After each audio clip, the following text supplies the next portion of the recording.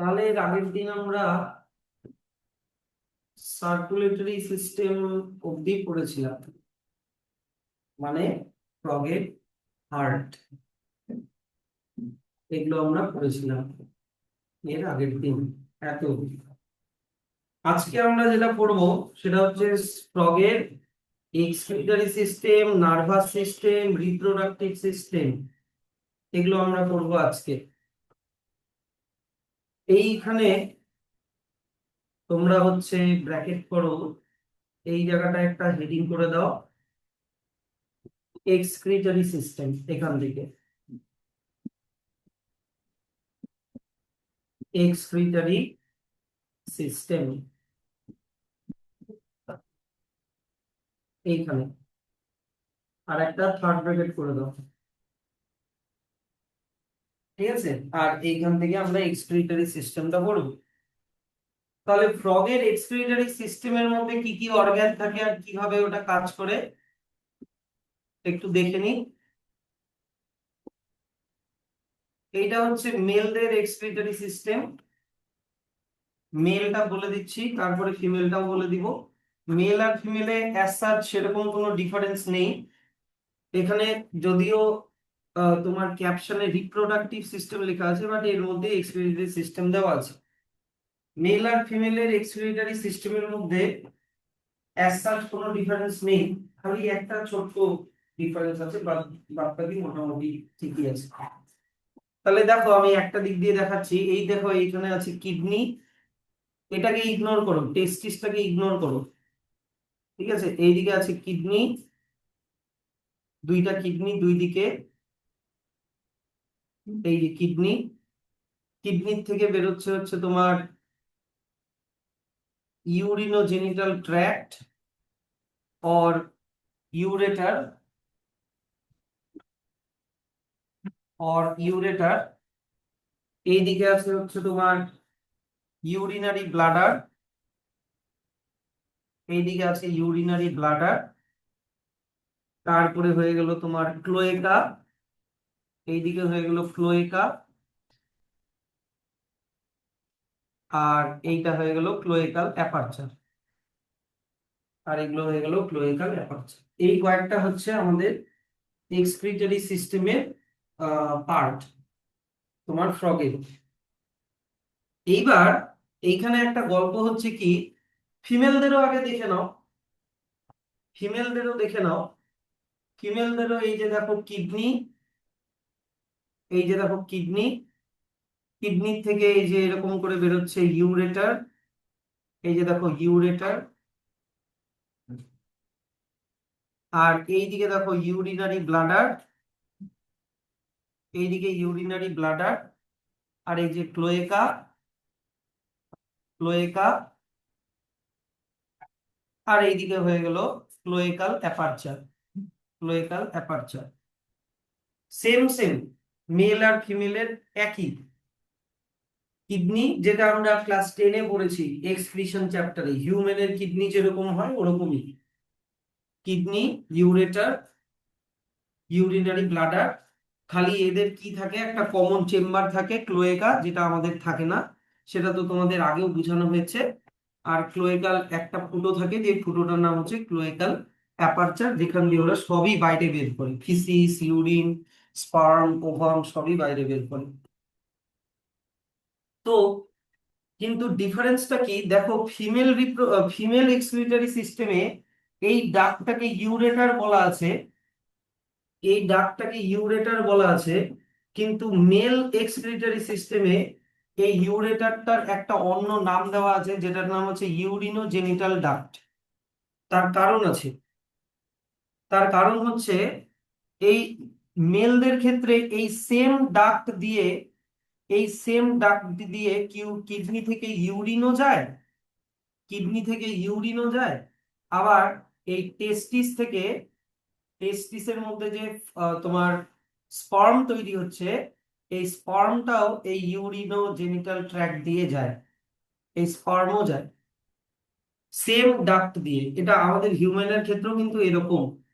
সেই জন্য তোমার মেল এক্সক্রিটরি সিস্টেমে ইউরেটারটার নাম দেওয়া হয়েছে ইউরিনো জেনিটাল ড্রাগ।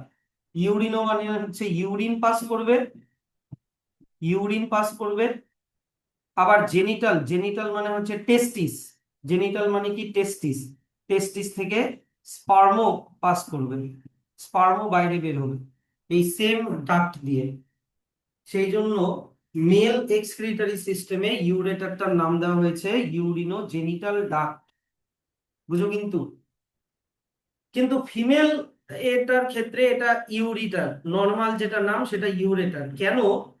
কারণ ওদের দেখো এই যে ওভারির মধ্যে যে ওভাম প্রডিউস হবে, ওভাম, ধরো এখানে ওভাম প্রডিউস হচ্ছে, এই ওভামটা ওভিডাক্ট দিয়ে, এই যে ওভিডাক্ট দিয়ে, ওভিডাক্ট দিয়ে আলাদাভাবে ক্লোয়েকাতে আসবে।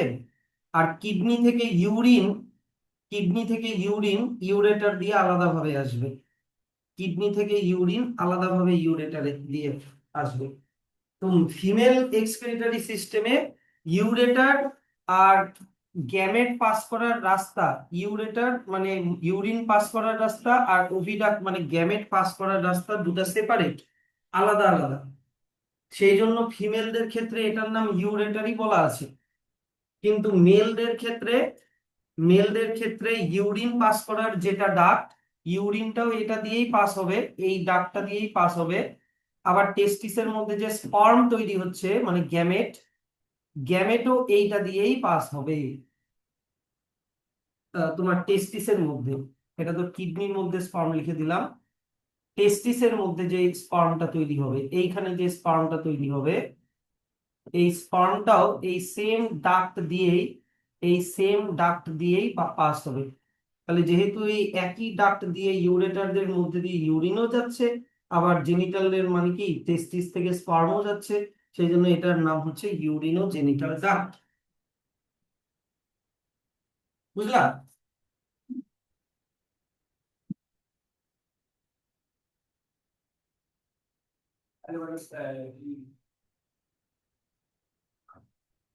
ঠিক আছে। এবার কিডনির ফাংশন কি তো আমরা তোমার হচ্ছে ইয়েতেও পড়েছি, কি বলে এই জায়গাটায় বলে দিই,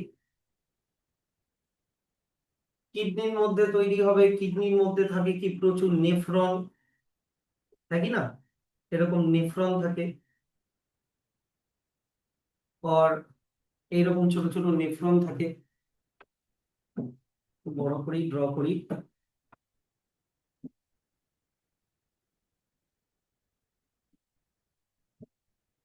মনে করো এইটা হচ্ছে কিডনি, এইটা এই দিক দিয়ে মনে করো বেরোচ্ছে ইউরেটার, আর কিডনির মধ্যে আছে nephron, Bowman's capsule, proximal convoluted tubule, distal convoluted tubule, মনে পড়ছে একটু একটু?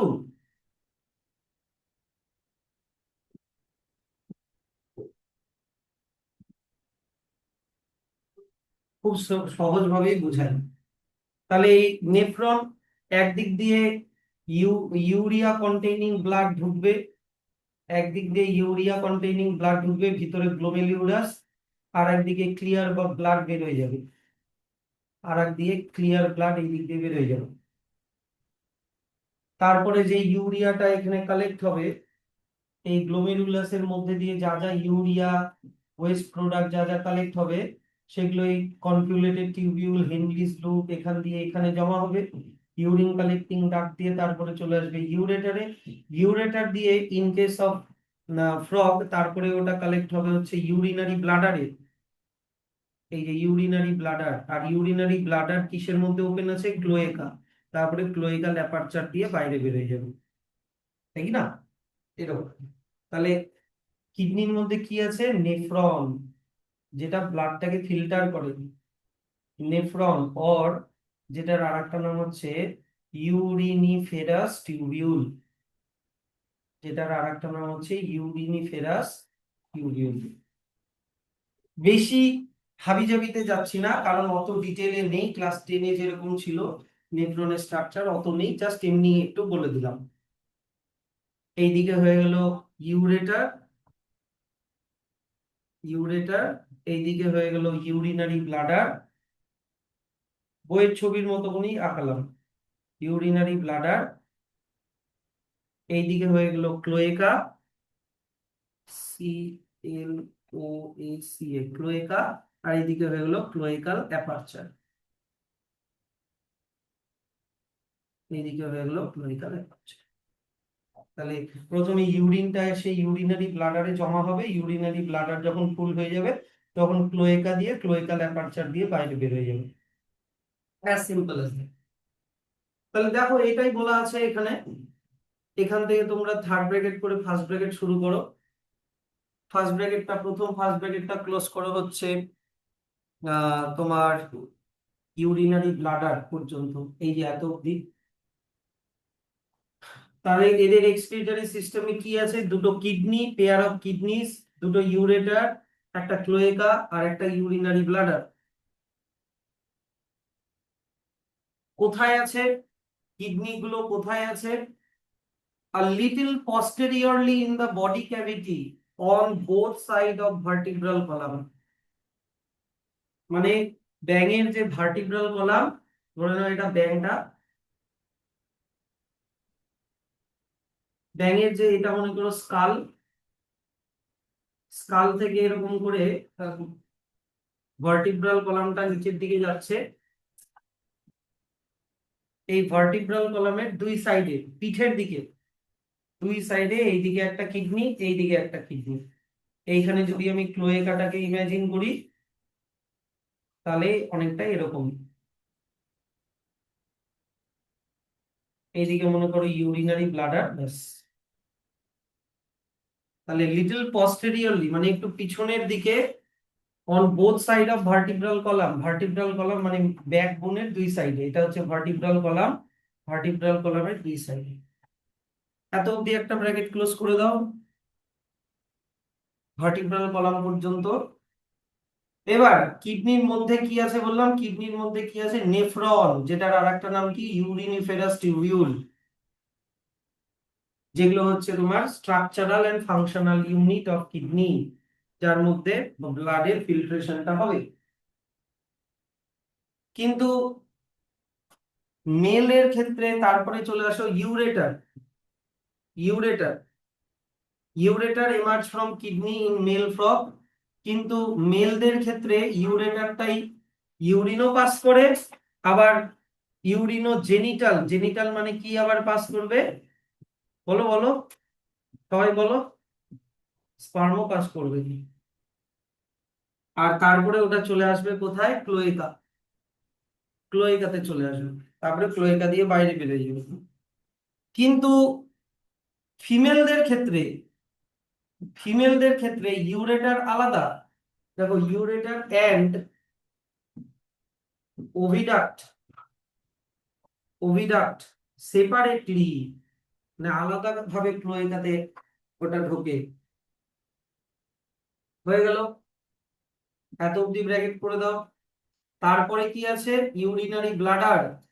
ইউরিনারি ব্লাডারটা ভেন্ট্রাল সাইড মানে পেটের সাইডের দিকে থাকবে, আর ventral ventral to the rectum, sorry রেকটামের সামনের দিকে থাকবে, which also opens into cloaca। এত অব্দি একটা ব্র্যাকেট ক্লোজ করবো। তারপরে এখান থেকে ব্র্যাকেট করো, যে ফ্রগরা হচ্ছে এক্সক্রিটারি, এক্সক্রিটারি প্রোডাক্ট হিসেবে ইউরিয়াকে সিক্রিট করে, ইউরিয়া, সেই জন্য ফ্রগকে ইউরিওটেলিক অ্যানিমাল বলে, ইউরিওটেলিক অ্যানিমাল বলে। আর excretory waste are carried by blood, blood দিয়ে কিডনিতে ঢোকে, তারপরে ওটা সেপারেট হয়ে এক্সক্রিট হয়ে যায়, মানে ব্লাড ওয়েস্ট প্রোডাক্টটা সেপারেট হয়ে যায়, ফিল্টার হয়ে বাইরে বেরিয়ে যায়। এত অবধি থার্ড ব্র্যাকেট ক্লোজ করে দাও, এত অবধি থার্ড ব্র্যাকেট ক্লোজ করে দাও। আচ্ছা, কেউ কেউ দেখো এখানে ইউরিয়া বা ইউরিওটেলিক ব্যাপারটাতে কোনো কোনো অ্যানিমাল আছে যারা এক্সক্রিটারি প্রোডাক্ট হিসেবে ইউরিয়া তৈরি করে, কেউ কেউ ইউরিক অ্যাসিড তৈরি করে, আবার কেউ কেউ অ্যামোনিয়া তৈরি করে, কেউ কেউ অ্যামোনিয়া তৈরি করে। ইউরিয়া কারা তৈরি করে? তোমার হচ্ছে ভার্টিব্রেটস, ভার্টিব্রেটস শুধুমাত্র বার্ড বাদ দিয়ে, এক্সেপ্ট বার্ড, এক্সেপ্ট বার্ড কি হলো?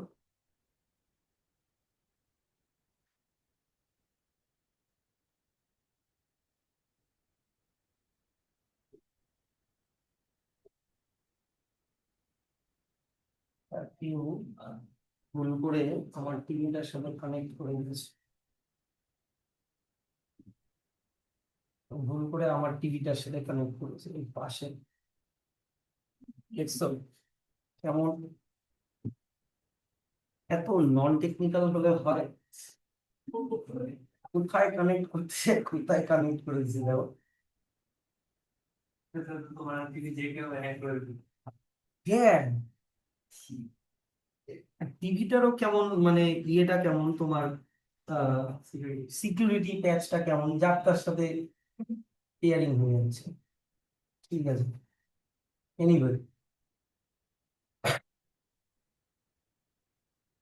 যেটা বলছিলাম, এক্সেপ্ট বার্ড, বার্ড বাদ দিয়ে মোটামুটি সব ভার্টিব্রেটই ইউরিয়া তৈরি করে।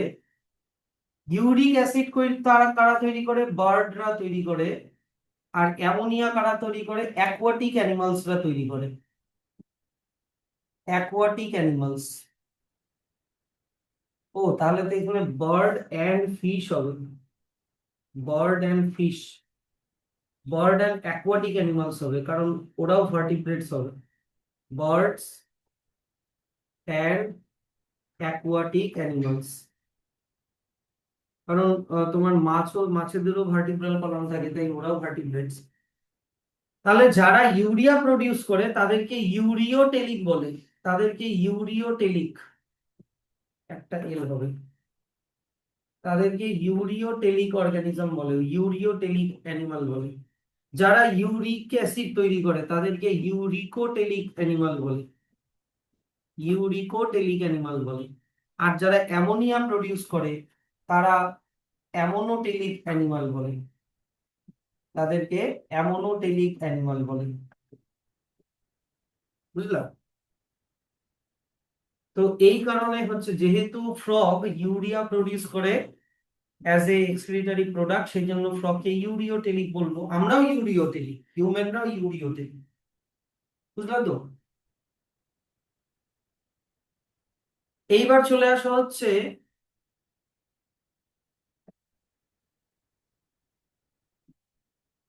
ওদের নেক্সট যেটা সিস্টেম, সেটা হচ্ছে control and coordination. Control and coordination,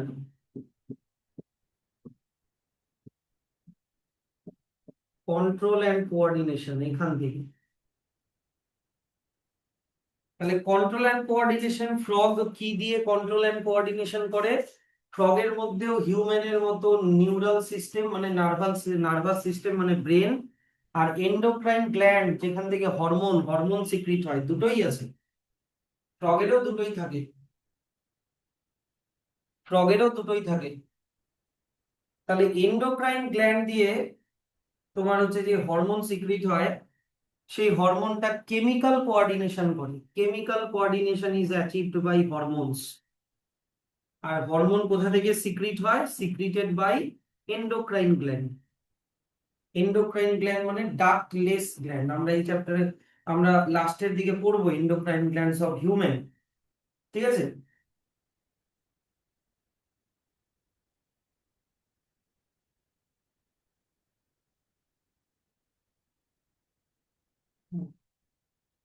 তাহলে ফ্রগের কি কি এন্ডোক্রাইন গ্ল্যান্ড আছে? ওই যে আমাদের হিউম্যানের যেরকম আছে pituitary gland, thyroid gland, parathyroid gland, thymus gland, pineal body, pancreatic islets মানে প্যানক্রিয়াস, তারপর হচ্ছে অ্যাড্রিনাল গ্ল্যান্ড, গোনাডস মানে টেস্টিস, ওভারি, সবই আছে একদম হিউম্যানের মতো। স্যার এই গ্ল্যান্ড গুলো তো আমরা কোনোদিনও আগে পড়িনি, প্যারাথাইরয়েড, থাইমাস, পিনিয়াল বডি, এগুলো তো আমরা পড়িনি। তোমাদের ক্লাস ইলেভেনের একদম লাস্ট চ্যাপ্টারে যখন হিউম্যানের হরমোন গুলো পড়বো তখন এই গ্ল্যান্ড গুলো পড়ে দিব। ঠিক আছে? ইভেন তোমরা যে ফ্রগ এর যে মেটামরফোসিস জানো, মানে ফ্রগ একটা ট্যাডপোল থেকে অ্যাডাল্ট ফ্রগ হয় নাকি না, ওটাও কন্ট্রোল হয় হরমোন দিয়ে। কোন হরমোন দিয়ে জানো? Thyroxine hormone. থাইরক্সিন হরমোন দিয়ে এটা কন্ট্রোল হয়। ঠিক আছে, এই জিনিসটা একটু মনে রেখো। এবার nervous system, chemical control and coordination তো হরমোন দিয়ে হবে, কিন্তু নার্ভাস সিস্টেমের জন্য কি থাকে? ওদের একটা ওয়েল ডেভেলপড ব্রেইন থাকে, আর স্পাইনাল কর্ডও থাকে, আর অনেকগুলো নার্ভসও থাকে। ব্রেইন আর স্পাইনাল কর্ডকে একসাথে কি বলে? Central nervous system. আমরা ছোটবেলায় পড়েছি। আর ব্রেইন আর স্পাইনাল কর্ড থেকে যত নার্ভ বেরোচ্ছে সেগুলোকে কি বলে? Peripheral nervous system. Peripheral nervous যেই নার্ভগুলো ব্রেন থেকে বেরোয় সেগুলোকে বলে ক্রেনিয়াল নার্ভ। যেই নার্ভগুলো স্পাইনাল কর্ড থেকে বেরোয় সেগুলোকে বলে স্পাইনাল নার্ভ, তাই না? আর ওদের অটোনমিক নার্ভাস সিস্টেমেও আছে আমাদের মতো। একটা হচ্ছে সিম্প্যাথেটিক, একটা প্যারাসিম্প্যাথেটিক। সিম্প্যাথেটিক আর প্যারাসিম্প্যাথেটিক, বলে দিচ্ছি জিনিসগুলো এমন কোনো হার্ড না। এই যে দেখো, আমি যদি এটাকে বলি ব্রেন, এই যে এটা হচ্ছে ব্রেন, এই যে ব্রেন, এইটা ব্রেন থেকে নিচের দিকে কি গেল? স্পাইনাল কর্ড, তাই তো? ব্রেন আর স্পাইনাল কর্ডকে একসাথে কি বলে? Central nervous system. হলো? এবার দেখো, ব্রেন থেকে এই যে নার্ভ গুলো বেরোচ্ছে এগুলোকে বলে ক্রেনিয়াল নার্ভ। এই যে নার্ভ গুলো যে বেরোলো এগুলোকে বলে ক্রেনিয়াল নার্ভ। আর স্পাইনাল কর্ড থেকে যে নার্ভ গুলো বেরোচ্ছে, যেগুলো বিভিন্ন অর্গানে ছড়িয়ে গেছে, ধরো কিডনি, হার্ট, সব জায়গায় যে ছড়িয়ে গেছে, হাতে পায়ে, সেগুলো হচ্ছে স্পাইনাল নার্ভ। ক্রেনিয়াল নার্ভ গুলো ব্রেনের কাছাকাছি পার্ট গুলোতে যায়, যেমন চোখে, নাকে, টাঙে, এগুলো জায়গাতে যায় ক্রেনিয়াল নার্ভ। স্পাইনাল নার্ভ গুলো তোমার ইন্টারনাল অর্গানে ছড়িয়ে পড়ে। তো ক্রেনিয়াল নার্ভ আর স্পাইনাল নার্ভকে একসাথে বলে peripheral nervous system. Peripheral nervous system. এবার পেরিফেরাল নার্ভাস সিস্টেম দুই রকমের হয়, ভলান্টারি, এটার বইতে লেখা নাই, কিন্তু অটোনমিক, এটা বইতে লেখা আছে।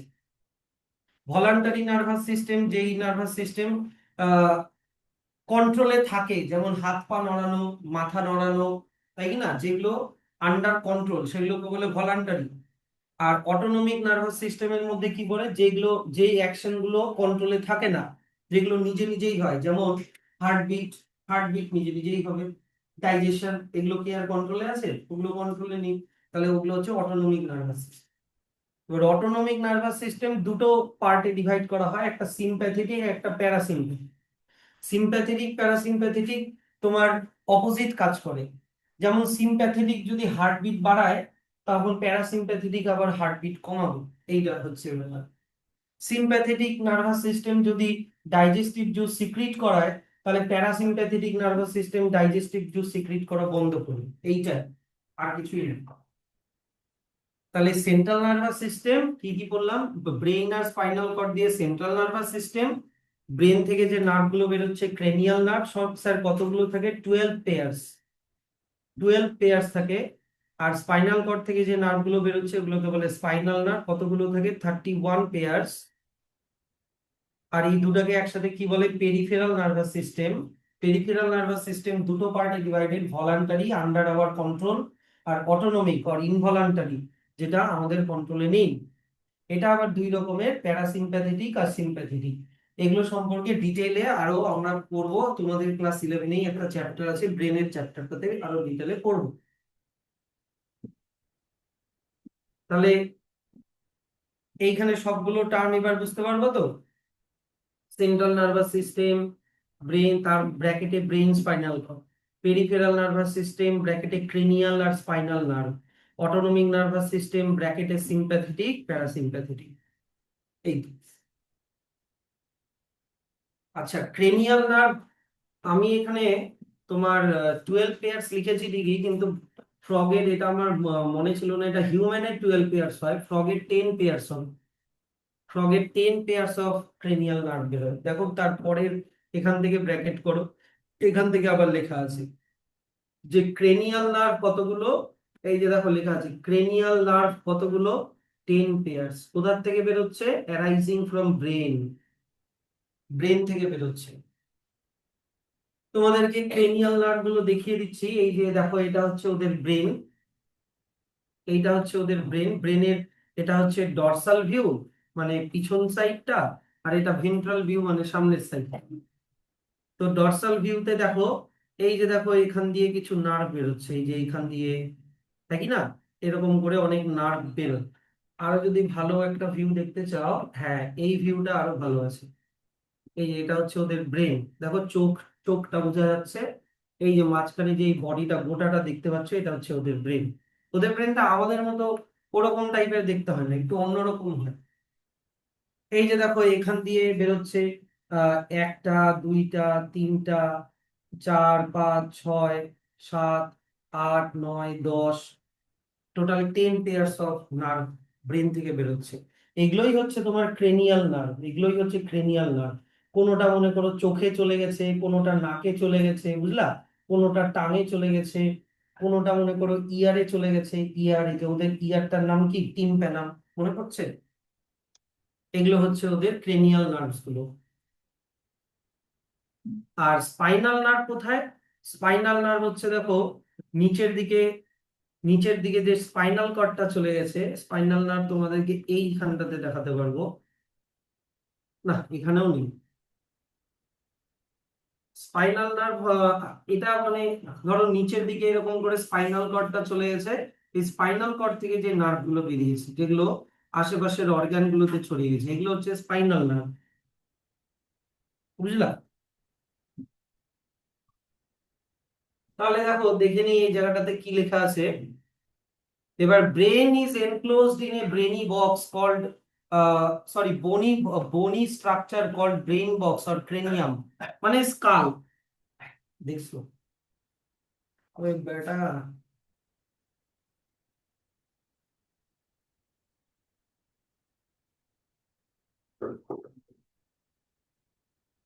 এটা নিশ্চয়ই অভ্রনীলের কাজ।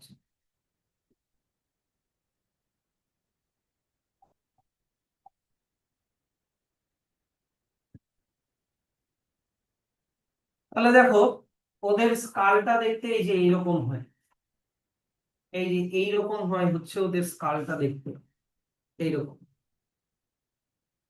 এই স্কালের ভিতরে ইমাজিন করো ব্রেনটা আছে, মানে এরকম করে ইমাজিন করো। নিচের দিকে এই দিক দিয়ে স্পাইনাল কর্ডটা বেরিয়ে গেছে, এরকম। তাহলে এইটা হচ্ছে ওদের ব্রেইন বক্স অর স্কাল। এইবার এদের ব্রেনের, এই ব্রেনের এত অব্দি ব্র্যাকেট করে দাও। এবার এদের ব্রেনের কতগুলো পার্টে divided: fore brain, mid brain, আর হাইন্ড ব্রেন। ছোটবেলায় পড়েছি আমরা। ফোর ব্রেন, দেখো কোথা থেকে কোনটুকুনি পার্টকে ফোর ব্রেন বলে। দেখো আমি বলছি কি, যে এইটা হচ্ছে ডর্সাল ভিউ, প্রথম ছবিটা, দ্বিতীয় ছবিটা ভেন্ট্রাল ভিউ, আর এই ছবিটা হচ্ছে সাইড ভিউ, সাইড থেকে এরকম দেখতে লাগবে, সাইড থেকে এরকম দেখতে। তো ঠিক হচ্ছে না। হুম। বারবার এইচডিএমআই কানেকশনটা কেন চলে যাচ্ছে? তো এই আমি তোমাকে ফোর ব্রেনটা বলি। ফোর ব্রেনটা হচ্ছে এই যে এতটুকুনি হচ্ছে ফোর ব্রেন, এইটুকুনি পার্ট হচ্ছে ফোর ব্রেন। তারপরে মিড ব্রেনটা দেখানোই আছে। মিড ব্রেনটা হচ্ছে এই যে এই পার্টটুকুনিটা হচ্ছে মিড ব্রেন, এইটুকুনি পার্টটা হচ্ছে মিড ব্রেন। আর বাদ বাকি এখান থেকে স্পাইনাল কর্ড যেখানে শুরু হচ্ছে তার আগে পর্যন্ত এইটুকুনি হচ্ছে হাইন্ড, হাইন্ড ব্রেন। তাহলে এই তিনটা পার্টে এদের ব্রেনটা ডিভাইডেড। এবার ফোর ব্রেনের ভিতরে আবার কি কি আছে দেখো। ফোর ব্রেনের ভিতরে আছে অলফ্যাক্টরি লোব, যেটা দিয়ে ওরা স্মেল করবে। তারপরে হচ্ছে পেয়ার্ড সেরিব্রাল হেমিস্ফিয়ার, যেটা দিয়ে ওরা থিঙ্কিং করবে। আর আনপেয়ার্ড ডায়েনসেফালন, আনপেয়ার্ড ডায়েনসেফালন দেখিয়ে দিচ্ছি কোন জায়গাটায়। অলফ্যাক্টরি লোব, ফোর ব্রেনের পার্ট গুলো দেখে নাও। এই যে দেখো অলফ্যাক্টরি লোব কোথা থেকে মার্ক করা আছে, অলফ্যাক্টরি লোব সামনের দিকটা দেখো, সরি পিছন দিকটা দেখো, ডর্সাল ভিউতে। পিছন দিক থেকেও এই দিক থেকে অলফ্যাক্টরি লোব দেখা যাচ্ছে। তারপরে কি সেরিব্রাল হেমিস্ফিয়ার, এই যে দেখো ব্রেনের দুটো, ফোর ব্রেনটা দুটো পার্টে ডিভাইডেড, এই যে সেরিব্রাল হেমিস্ফিয়ার। আর ওটা যদি ভেন্ট্রাল ভিউতে দেখা যায় ওটা পিছন দিকে চলে গেছে, ওটা দেখা যাচ্ছে না অত ভালো, তাই এটা ডর্সাল ভিউতেই ভালো দেখা যাচ্ছে, ডর্সাল ভিউতেই এটা ভালো দেখা যাচ্ছে। তারপরে কি বলেছে, ডায়ানসেফালন, এই যে দেখো ঠিক সেরিব্রাল হেমিস্ফিয়ারের নিচের দিকের এই যে পার্টটা, এই পার্টটার নাম দেওয়া হয়েছে, এই যে দেখো লেখা আছে ডায়ানসেফালন। ডায়ানসেফালনটা আবার ডর্সাল ভিউতে অত ভালো দেখা যাচ্ছে না, কিন্তু দেখো ভেন্ট্রাল ভিউতে ভালো দেখা যাচ্ছে। এই গোটাটাই হচ্ছে দেখো ডায়ানসেফালন, এই গোটাটাই হচ্ছে তোমার ডায়ানসেফালন, এই গোটাটাই ডায়ানসেফালন। স্যার এই পার্টগুলোর কাজ কি জানতে হবে না, কোনোটা ভিশনে হেল্প করে, কোনোটা স্মেলে হেল্প করে, কোনোটা টেস্ট ডিটেক্ট করতে হেল্প করে, এগুলাই কাজ। কিন্তু স্পেসিফিক করে যেহেতু বইতে দেওয়া নেই, তো পড়ারও দরকার নেই বা জানারও দরকার নেই, ঠিক আছে। তাহলে ফোর ব্রেনের ফাংশন হয়ে গেল, মানে সরি ফোর ব্রেনের পার্ট গুলো হয়ে গেল। এবার মিড ব্রেনের মধ্যে কি কি আছে দেখে নি।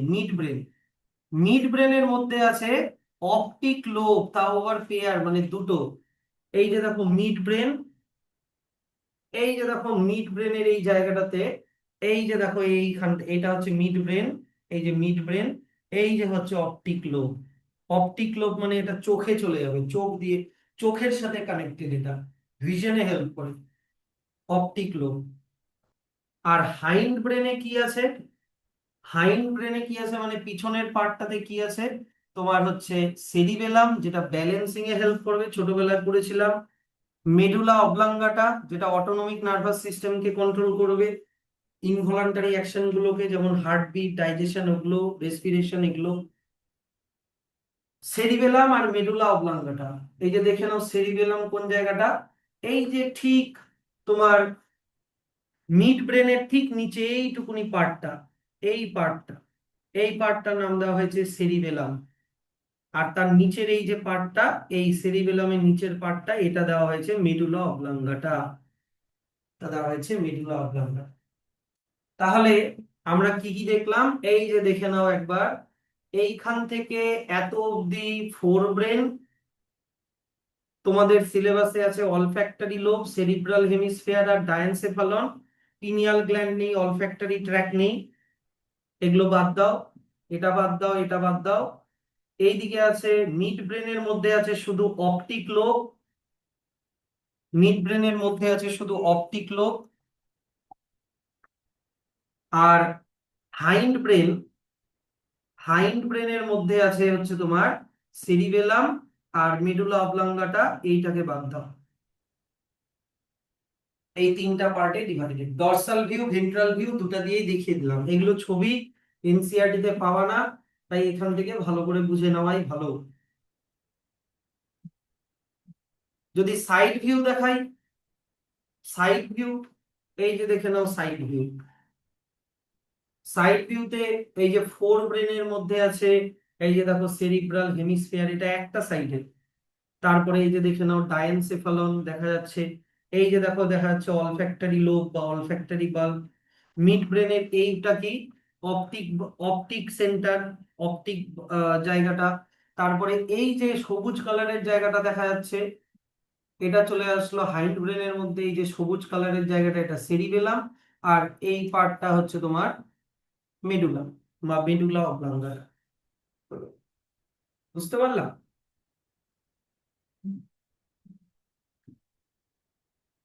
এখানেও ভালো দেওয়া আছে, একই ব্যাপার, আমি দেখিয়ে দিয়েছি। নেক্সট, এবার চলে আসো হচ্ছে মেডুলা অবলাঙ্গাটা যেখানে শেষ হলো, তারপর থেকে শুরু হচ্ছে স্পাইনাল কর্ড। এই যে medulla oblongata passes out through foramen magnum and continues into spinal cord which encloses in vertebral column। না বুঝতে পারলে আমি বলে দিচ্ছি। ধরে নাও এই যে স্কাল দিয়ে বলছি, এইটা মনে করো মেডুলা অবলাঙ্গাটা, এই যে এইটা ভাবো মেডুলা অবলাঙ্গাটা, এইটা এম ও লিখে দিলাম মেডুলা অবলাঙ্গাটা। এবার স্কালটা যেখানে শেষ হচ্ছে, স্কালের নিচের দিকে স্কালের নিচের দিকে একটা বড় একটা ফুটো থাকে।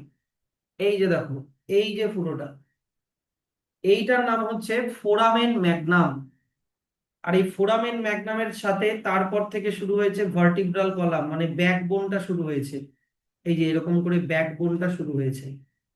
তা এই যেই জায়গাটায় মেডুলা অবলাঙ্গাটা শেষ হলো, এই যে মেডুলা অবলাঙ্গাটা যেখানে শেষ হলো, তারপর থেকে এই ফোরামেন ম্যাগনাম দিয়ে স্পাইনাল কর্ডটা বের হয়ে ভার্টিব্রাল কলামের মধ্যে ঢুকে গেছে। সব থাকে, অবশ্যই। নাহলে ব্লাড ভার্টিব্রেটস না, এরা ওয়েল ডেভেলপ ভার্টিব্রেটস। তাহলে এই যে ভার্টিব্রাল কলাম, এটা মনে করো ভার্টিব্রাল কলামের ভিতর দিয়ে স্পাইনাল কর্ডটা ঢুকে গেছে। এইটা হচ্ছে স্পাইনাল কর্ড। ওটা কোন ফুটোটা দিয়ে বেরোচ্ছে? তোমার স্কালের নিচের দিকের ফুটোটার নাম কিন্তু ফোরামেন ম্যাগনাম। হিউম্যানদেরও থাকে এটা, আমি ফ্রগেরটা দেখাচ্ছি। তাহলে এই হচ্ছে এই লাস্টের পার্টটুকুনি। তাহলে এত অবধি তোমরা দাঁড়াও। এইখানে এই জায়গাটা হচ্ছে তোমরা থার্ড ব্র্যাকেট ক্লোজ করে দাও। এইখানে তোমরা থার্ড ব্র্যাকেট ক্লোজ করে দাও, হয়ে গেল। নেক্সট, এবার চলে আসো ওদের রিপ্রোডাক্টিভ সিস্টেম। এখান থেকে আবার হেডিং করে দাও রিপ্রোডাক্টিভ সিস্টেম।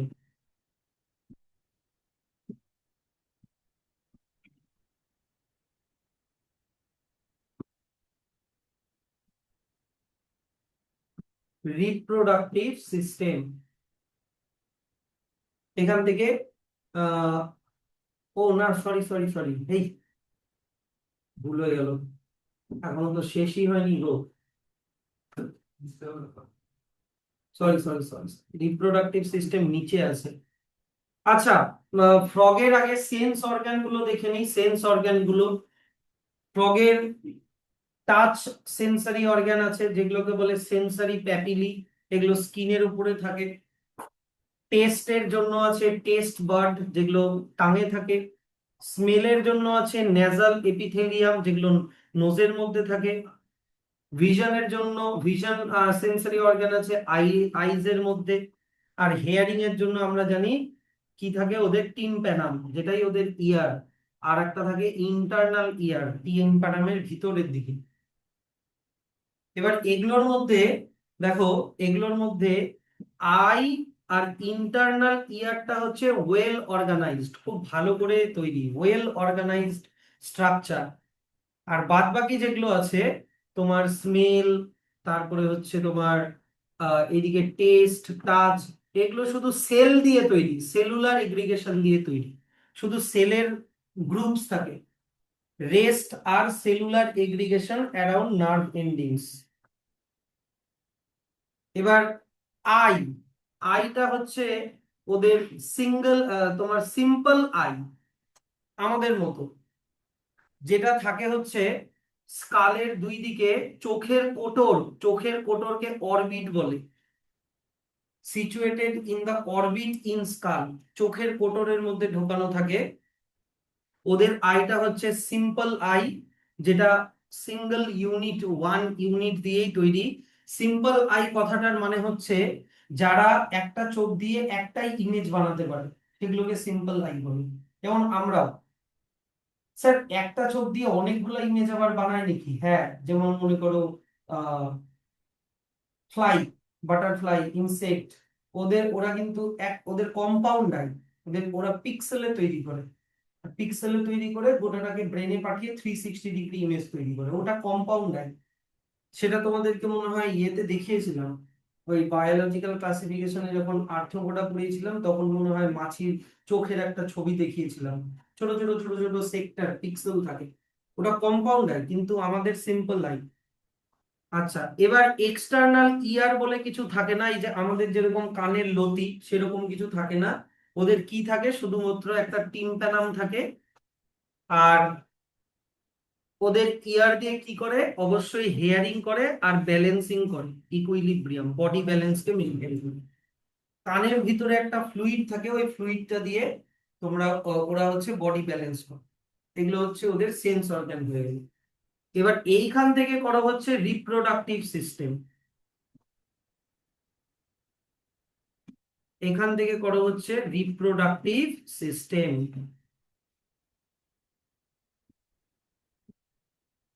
রিপ্রোডাক্টিভ সিস্টেম, এবার মেল রিপ্রোডাক্টিভ সিস্টেম আলাদা করে পড়তে হবে, ফিমেল রিপ্রোডাক্টিভ সিস্টেম আলাদা করে পড়তে হবে। এই যে দেখো এখান থেকে মেল রিপ্রোডাক্টিভ সিস্টেমকে ব্র্যাকেট করো, মেল রিপ্রোডাক্টিভ সিস্টেম। এবার মেল রিপ্রোডাক্টিভ সিস্টেমের জন্য এই ছবিটা ভালো করে দেখবা, এই ছবিটা।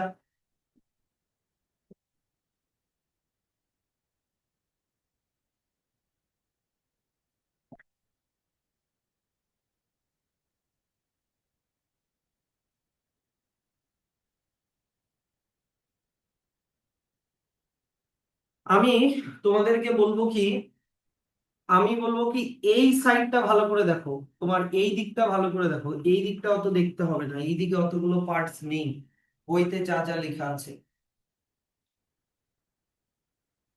এইটা হচ্ছে কিডনি, দেখো কিডনি, কিডনির সাথেই লেগে আছে টেস্টিস, কিডনির সাথেই ওভাল মানে ডিমের মতো একটা টেস্টিস লেগে আছে, এইদিকেও আছে, কিডনির সাথে লেগে আছে টেস্টিস।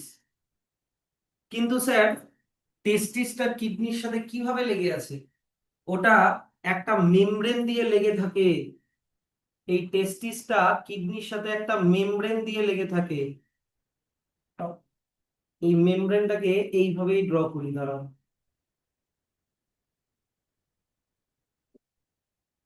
এইরকম একটা মেমব্রেন দিয়ে লেগে লেগে থাকে। ইন্টারনাল অর্গানের মেমব্রেনকে পেরিটোনিয়াম বলে, পেরি সরি ইন্টারনাল অর্গানের মেমব্রেনকে পেরিটোনিয়াম বলে,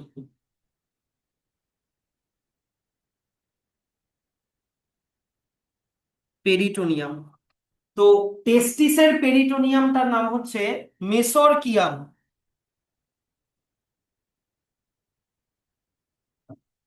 টেস্টিসের পেরিটোনিয়ামটার নাম হচ্ছে মেসরকিয়াম। স্যার টেস্টিসের পেরিটোনিয়াম মানে, পেরিটোনিয়াম কি টেস্টিস বাদ দিয়ে অন্য কোথাও থাকে? হ্যাঁ অবশ্যই থাকে। কখনো খাসি কাটতে দেখেছো? খাসি কাটলে খাসির স্মল ইন্টেস্টাইনটা যখন নাড়িভুড়িটা যখন বের হয়ে আসে, খাসির নাড়িভুড়িটা যখন বের হয়ে আসে, দেখবা নাড়িভুড়িগুলো এইরকম একটা পাতলা ঝিল্লির মতো পর্দা মানে একটা মেমব্রেন দিয়ে এরকম কানেক্টেড থাকে। এটাও পেরিটোনিয়াম, এটাও পেরিটোনিয়াম। না হলে তো মানে আমাদের ইন্টারনাল অর্গান গুলো তো বডির ভিতরে এরকম নড়াচড়া করতো, এগুলো তো করে না কেন? কারণ এগুলো এরকম পাতলা মেমব্রেন দিয়ে সব মানে টাইটলি প্যাক থাকে। তো সেরকমই কিডনির সাথে টেস্টিস ও পেরিটোনিয়াম দিয়ে জুড়ে থাকে। আর টেস্টিসের পেরিটোনিয়ামটার নাম হচ্ছে মেসরকিয়াম, সব বইতে কিন্তু লেখা আছে টেস্টিসের পেরিটোনিয়ামটার নাম হচ্ছে মেসরকিয়াম। তাহলে বইতে কেন স্যার মেসরকিয়ামটা আঁকানো নেই? কারণ আঁকালে বাকি পার্ট গুলো দেখানো যাবে না। এবার আমিও তাহলে মুছে দিচ্ছি, মুছে দিলাম। এবার দেখো টেস্টিস থেকে এরকম ছোট ছোট ডাক্ট বেরিয়েছে, এরকম ছোট ছোট অনেকগুলো ডাক্ট বেরিয়েছে। এই যে, এই যে ডাক্ট বেরিয়েছে, এই ডাক্ট গুলোর নাম দেওয়া আছে কি ভাসা ইফারেন্সিয়া অর স্পার্ম ডাক্ট। তাহলে টেস্টিসের মধ্যে যে স্পার্ম গুলো তৈরি হবে ওগুলো এই ভাসা ইফারেন্সিয়া, সেই ইফারেন্সিয়া দিয়ে বেরোবে। স্যার কতগুলো থাকে? 10 থেকে 12টা থাকে, 10 থেকে 12টা থাকে। তারপরে এই স্পার্ম ডাক্ট গুলো একসাথে হয়ে, এই স্পার্ম ডাক্ট গুলো একসাথে হয়ে একটা ক্যানালে ওপেন হয়েছে। এই যে দেখো একটা ক্যানালে ওপেন হয়েছে, এই ক্যানালটার নাম হচ্ছে বিডার্স ক্যানাল, ক্যানালটার নাম হচ্ছে বিডার্স ক্যানাল। এই বিডার্স ক্যানালটা কিন্তু আবার আলটিমেটলি ইউরিনোজেনিটাল ট্র্যাক্টের সাথেই কানেক্টেড, ইউরিনোজেনিটাল ট্র্যাক্টের সাথেই কানেক্টেড। তাহলে এইখানে যে স্পার্ম গুলো তৈরি হবে, আমি এস দিচ্ছি, এস লিখে দিচ্ছি।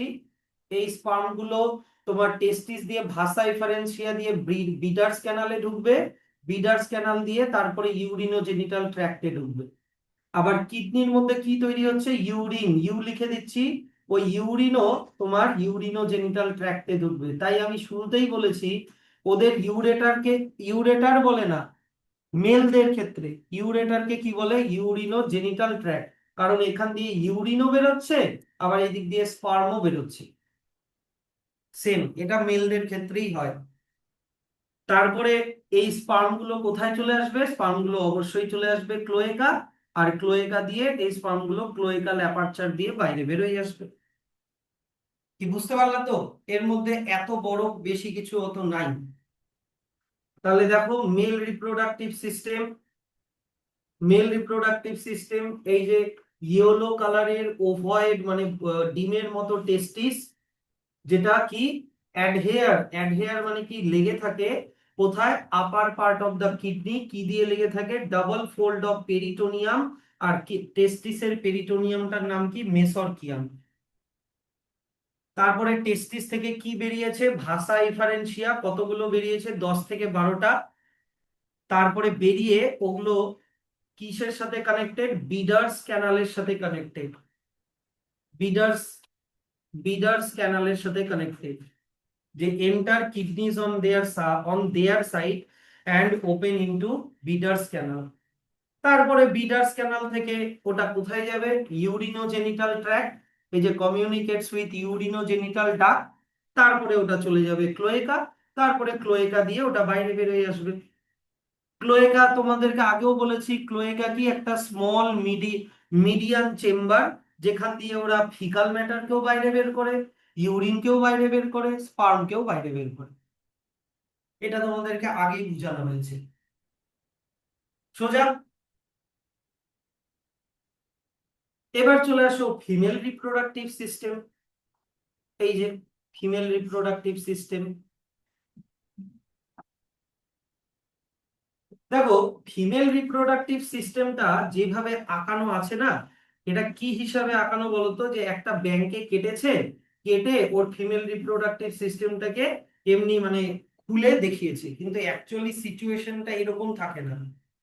আমি যদি এখানে কিডনিকে ইগনোর করি, কারণ কিডনির সাথে ফিমেল রিপ্রোডাক্টিভ সিস্টেমের কোনো কানেকশন নেই, যেরকম মেলের ক্ষেত্রে ছিল, ফিমেলের ক্ষেত্রে কোনো কানেকশন নেই। কারণ আমি শুরুতেই বলেছি ওদের ইউরেটার আলাদা আর ওভাম বেরোনোর ডাক্ট আলাদা, মানে ওভিডাক্ট আলাদা। আনলাইক মেলদের দুটাই একই, ইউরিনোজেনিটাল ট্র্যাক্ট।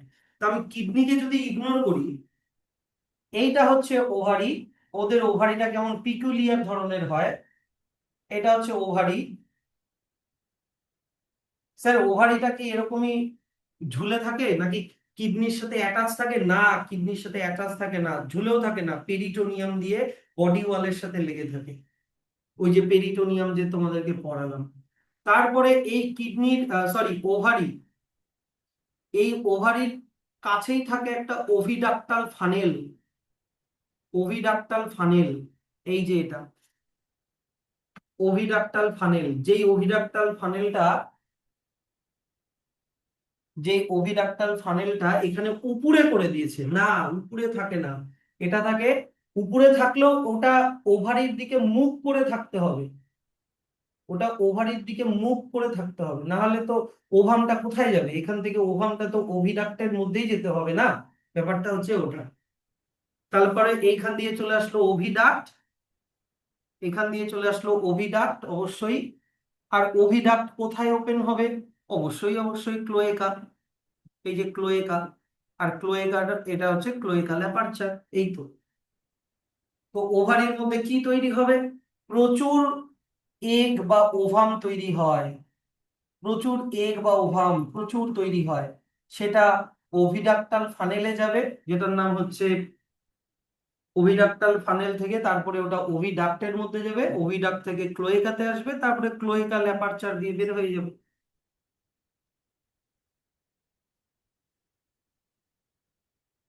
ঠিক আছে? তো ব্যাপারটা হচ্ছে যে এইটাই লেখা আছে, দেখো এইটাই লেখা আছে। The female reproductive system organ include a pair of ovaries, R ovaries are situated near kidney, কিডনির কাছে থাকে কিন্তু কিডনির সাথে কানেক্ট থাকে না। No functional connection with the kidneys, কিডনির সাথে কোনো কানেকশন থাকে না। আর ওভারি থেকে কি বেরোয়েছে? ওভিডাক্ট। ওভিডাক্ট গুলো কোথায় ওপেন হয়েছে? ক্লোয়েকা। ক্লোয়েকার মধ্যে সেপারেটলি, কারণ ওদের ইউরেটার আলাদাভাবে যায় আর ওভিডাক্ট আলাদাভাবে যায়, তাই সেপারেটলি লেখা আছে। এবার স্যার একটা ফিমেল কতগুলো ডিম তৈরি করে? 2500 থেকে 3000 at a time. At a time. কেন স্যার এতগুলা ডিম কেন, এতগুলা ডিম কেন ওরা তৈরি করে? কারণ ওরা করে হচ্ছে এক্সটার্নাল ফার্টিলাইজেশন, জলের মধ্যে ছাড়ে। ইন্টারনাল ফার্টিলাইজেশন হয় নাই হিউম্যানের মতো, যে স্পার্মটা ঢুকে গিয়ে ভিতরে ঢুকে গিয়ে তোমার ওভামটাকে ফার্টিলাইজ করলো না। একটা মেল ফ্রগ, একটা মেল ফ্রগ জলের মধ্যে স্পার্ম গুলোকে ছেড়ে দেয়, জলের মধ্যে স্পার্ম গুলোকে ছেড়ে দেয়, আর একটা ফিমেল ফ্রগ জলের মধ্যেই ওভাম গুলোকে ছেড়ে দেয় ক্লোয়েকা দিয়ে, জলের মধ্যে আনফার্টিলাইজড ওভাম গুলোকে ছেড়ে দেয়। আর এই জলের মধ্যে স্পার্মের সাথে ওভামের ফিউশন হয়, মানে ফার্টিলাইজেশন হয়, হয়ে তারপরে ওরা ওখান থেকে চলে যায়। ওরা কেয়ারও করে না, প্যারেন্টাল কেয়ার করে না। এবার এই 2500, 2500 থেকে 3000টা মনে করো ওভাম গেল। এর মধ্যে কিছু মনে করো ফার্টিলাইজ হলো, কিছু ফার্টিলাইজ হলো না। কিছু মনে করো জলের স্রোতে ভেসে চলে গেল, কিছু মনে করো মাছ এসে খেয়ে নিল। তো আলটিমেটলি মোটামুটি 10-12টাই বেঁচে থাকে, বুঝলা, 10-12টাই ট্যাডপোলে কনভার্ট হয়। তো যদি ওরা, স্যার তাহলে 10-12টা করলেই হতো, তাহলে 10-12টা করলে সেটা সেইটুকুনিও হয়তো বাঁচতো না। তো so increase the probability of survival, they produce a large number of gametes. 2500 থেকে 3000টা ওভাম প্রডিউস করে, আর স্পার্ম তো অনেক, মিলিয়নস এ স্পার্ম প্রডিউস করে। তো এই কারণে হচ্ছে ওরা কেন, কারণ ওরা এক্সটার্নাল ফার্টিলাইজেশন করে জলের মধ্যে, ওয়াটারের মধ্যে। আর ডেভেলপমেন্টটা কিন্তু ওদের ইনডাইরেক্ট, কারণ ওদের লার্ভাল স্টেজটাকে কি বলে? ট্যাডপোল। ইনডাইরেক্ট ডেভেলপমেন্ট আগেও বলেছি। আর ট্যাডপোল তারপরে মেটামরফোসিস করে তোমার অ্যাডাল্ট হয়ে যায়। ট্যাডপোলের ক্ষেত্রে কিন্তু লাংস থাকে না, ওদের কিন্তু কি থাকে বলতো? গিলস, রেসপিরেশনের জন্য। আর কি থাকে? টেইল থাকে, টেইল। কিন্তু অ্যাডাল্ট ফ্রগের গিলস থাকে না, হয়ে যায় লাংস, আর টেইলটাও থাকে না। আর মেটামরফোসিসে হেল্প কে করে? কোন হরমোন বললাম বলতো? থাইরক্সিন। স্যার ফ্রগের তোমার হচ্ছে ইকোলজিক্যাল ভ্যালু কি? ইকোলজিক্যাল ভ্যালু, এখানে তোমরা থার্ড ব্র্যাকেট ক্লোজ করে দাও, এখানে থার্ড ব্র্যাকেট ক্লোজ করে দাও। আর এইখানে একটা হেডিং দিতে পারো, ইকোলজিক্যাল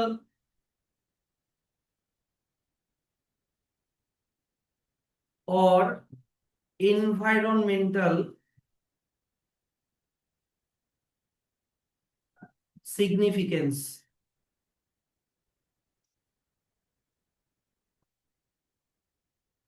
সিগনিফিকেন্স অর ভ্যালু।